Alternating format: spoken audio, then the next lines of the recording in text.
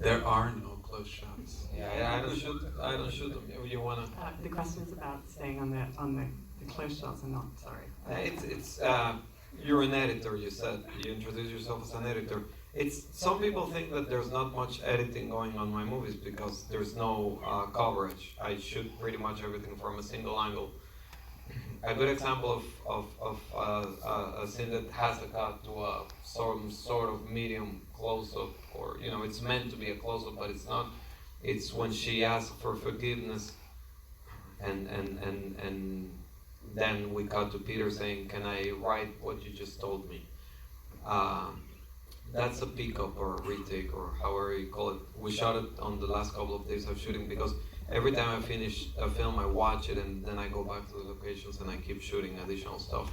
But that's an example. I precisely needed Peter's reaction on that scene, but I don't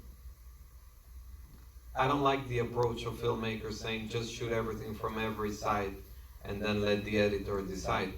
That's like TV or even worse. I don't know what that is. That's like not having a point of view, and a director's job is to have a point of view. I love it how you always say, like, there is a place where the camera belongs in this scene, and we're going to figure it out. There's only one. He has the actors act the scene, and then he goes, like, there must be a exact place where the camera goes. And then about 20% or 30% of what you see on screen are reshoots because we didn't find the right position for the camera. So we go back and we get it right, or because the actors tell me. Because if you're shooting a oneer, right, and doing that for all your scenes, you end up with a couple of extra days in the end because you didn't waste all your time shooting much bullshit. So then you can go back and like add things like he does, or shoot an additional scene, or reshoot a scene.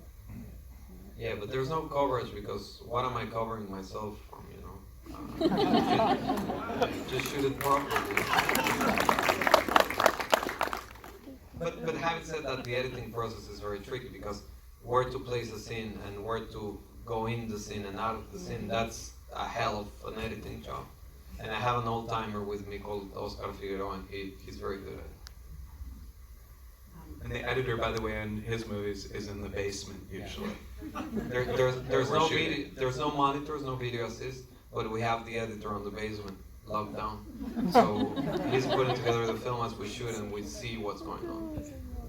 Yeah, I did want to ask you why you